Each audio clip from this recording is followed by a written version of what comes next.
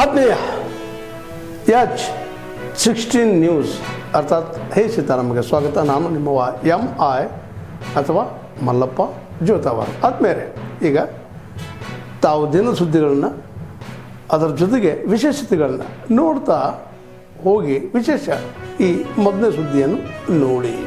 ಮಹಾಯೋಗಿಗಳು ಪುಣ್ಯಪುರುಷರು ಮಾಡಿದಂಥ ಈ ನಾಡಿನ ಸೇವೆಗಾಗಿ ಅವರು ನೆನಪು ಮಾಡಿಕೊಡುವ ಒಂದು ಉದ್ದೇಶದಿಂದ ಸರ್ಕಾರ ಕಾರ್ಯಕ್ರಮವನ್ನು ಹಮ್ಮಿಕೊಂಡಿದ್ದಾರೆ. ಯಾಕಂದ್ರೆ ಅವರು ಮಾಡಿದಂಥ ತ್ಯಾಗ ಜೀವನ, ಅವರು ಮಾಡಿದ ಸಮಾಜಕ್ಕೆ ಕೊಟ್ಟಂಥ ಕೊಡುಗೆ ಇದನ್ನು ಸ್ಮರಿಸಬೇಕು ಮತ್ತು ಇದನ್ನು ಬರುವಂಥ ಪೀಳಿಗೆಗೆ ನಾವು ತಿಳಿಸ್ಬೇಕು ಅನ್ನೋ ದೃಷ್ಟಿಯಿಂದ ಈ ಕಾರ್ಯಕ್ರಮವನ್ನು ಹಮ್ಮಿಕೊಂಡಿರ್ತೇವೆ ಪ್ರತಿ ವರ್ಷ. ಅಂದ್ರೆ ಇತ್ತೀಚಿನ ದಿನದೊಳಗೆ ನಮ್ಮಲ್ಲಿ ಸ್ವಾರ್ಥ ಜೀವನ ಹೋಗಿ ನಾವು ಕಾಯಕವಾಗಿ ಆಗಬೇಕು, ಒಳ್ಳೆ ಕೆಲಸ ಮಾಡಬೇಕು ಅನ್ನುವಂಥದ್ದನ್ನ ಇಂಥ ಪುಣ್ಯ ಪುರುಷರು ಮಾಡಿದಂಥ ಕೆಲಸದಿಂದ ನಾವು ಉದ್ದೇಶದಿಂದ ಇವತ್ತಿನ ದಿನ ಈ ಕಾರ್ಯಕ್ರಮ ಹಮ್ಮಿಕೊಂಡೇವಿ. ಇದರ ಸದುಪಯೋಗ ಹೆಂಗಾಗಬೇಕಂದ್ರೆ ಬರುವಂಥ ಪೀಳಿಗೆಗೆ ನಾವು ಇದನ್ನ ಕಲಿಸಿಕೊಡುವಂಥ ಕೆಲಸನೂ ಆಗಬೇಕು. ನಾವು ಕಾರ್ಯಕ್ರಮ ಮಾಡೋದು ಪೌರ ಕಾರ್ಮಿಕರ ನಿಮಿತ್ತ ರಾಜ್ಯಗಳಿಗೆ ಹೇಳಿದ್ದಾರೆ. ಅಯ್ಯಯ್ಯೋ ಅಯ್ಯಯ್ಯೋ ಅಯ್ಯಯ್ಯೋ ಬೇಕು, ಯಾತಕ್ಕಾಗಿ ಹೋರಾಟಕ್ಕೂ ಅಯ್ಯಯ್ಯೋ ಅಯ್ಯಯ್ಯೋ ಐದು ನಿಮಿಷ ರಾಜ್ಯಗಳಿಗೆ ಹೇಳಿದ್ದಾರೆ.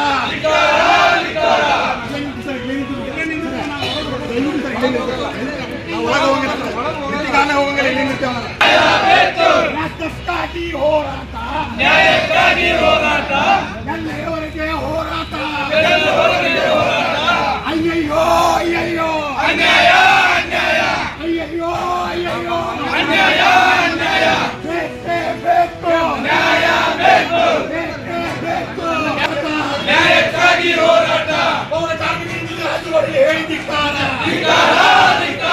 ಪೌರ ಕಾರ್ಮಿಕರಿಗೆ ರಾಜ್ಯಗಳಿಗೆ ಹೇಳಿದ್ದಾರೆ. ಬೇಕೇ ಬೇಕು ನ್ಯಾಯ ಬೇಕು, ಬೇಕೇ ಬೇಕು ನ್ಯಾಯ ಬೇಕು, ಪೌರ ಕಾರ್ಮಿಕರಿಗೆ ರಾಜ್ಯಗಳಿಗೆ ಹೇಳಿದ್ದಾರೆ.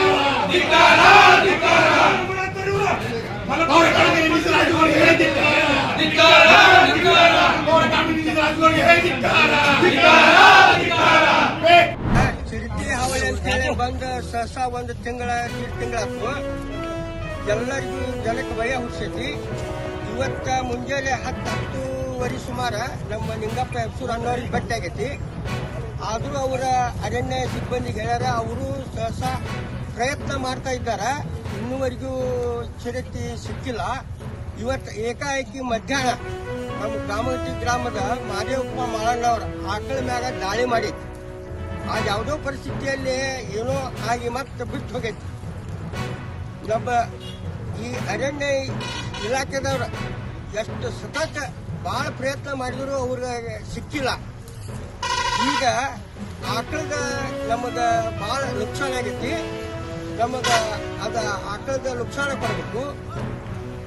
ಮತ್ತು ಸಹಸ ಹೆಚ್ಚಿನ ಪ್ರಯತ್ನ ಮಾಡಿ ಸಿಬ್ಬಂದಿಯವರು, ನಮ್ಮ ಅರಣ್ಯ ಇಲಾಖೆ ಸಿಬ್ಬಂದಿಯವರು, ಫಾರೆಸ್ಟ್ ಸಿಬ್ಬಂದಿಯವರು ಹೆಚ್ಚಿನ ಒತ್ತು ಪಟ್ಟು ನಮ್ಗೆ ಆ ಚಿರತೆ ಹಿಡಿದ ಎಲ್ಲ ಜನಕ್ಕೂ ಒಂದು ಒಳ್ಳೇದು ಮಾಡಿಕೊಡ್ಬೇಕಂತ ಹೇಳಿ ನಮ್ಮಲ್ಲಿ ಮನವಿ ಮಾಡ್ತಾರೆ.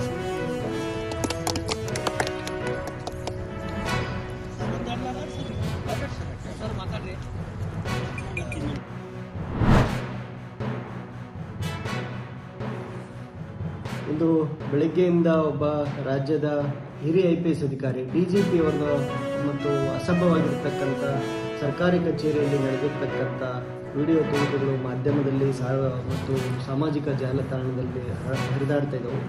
ಇದು ಅಕ್ಷಮ್ಯ ಅಪರಾಧ ಅಂತ ಹೇಳಕ್ಕೆ ಬಯಸ್ತೀನಿ. ಮತ್ತು ಕರ್ನಾಟಕದ ದುರ್ದೈವ, ಇಂಥ IPS ಅಧಿಕಾರಿಗಳು ನಮ್ಮ ರಾಜ್ಯದಲ್ಲಿ ಕೆಲಸ ಮಾಡ್ತಿದ್ದಾರೆ ಅಂತಂದು ಹೇಳಿ ನೋಡಿ. ಈ ವ್ಯಕ್ತಿ IPS ಅಧಿಕಾರಿಯಾಗಿದ್ದುಕೊಂಡು ಸಾರ್ವಜನಿಕರಿಗೆ ಮತ್ತು ಜೂನಿಯರ್ ಆಫೀಸರ್ಸ್ಗಳಿಗೆ ಮಾದರಿ ಆಗಬೇಕಾಗಿತ್ತು.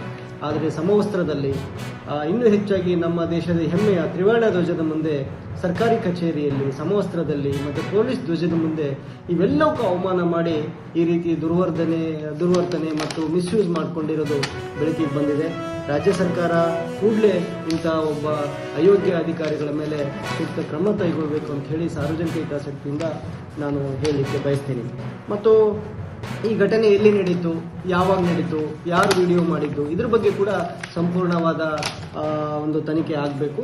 ವಿಶೇಷವಾಗಿ ಫಸ್ಟ್ ಕ್ರಮ ತಗೋಬೇಕು, ಆಮೇಲೆ ಸರ್ಕಾರ ಬೇಕಾದರೆ ತನಿಖೆ ಕೈಗೊಳ್ಳಿ. ಯಾಕಂದರೆ ಆ ವ್ಯಕ್ತಿಯ ರಿಟೈರ್ಮೆಂಟ್ ಇನ್ನೊಂದು 3 ತಿಂಗಳು ಮಾತ್ರ ಬಾಕಿ ಇದೆ. ಈ ಕಡ್ಡಾಯ ರಜೆ ಮೇಲೆ ಕಳಿಸೋದು, ಈ ಥರ ಎಲ್ಲ ನಾಟಕಗಳನ್ನ ಆಡಬಾರ್ದು. ಈ ಹಿಂದೆ ಕೂಡ ಗೋಲ್ಡ್ ಕೇಸಲ್ಲಿ ಸಿಕ್ಕಾಕೊಂಡಾಗ ರಜೆ ಮೇಲೆ ತೆರಳಿಕೆ ಸೂಚನೆ ಸರ್ಕಾರ ನೀಡಿತ್ತು.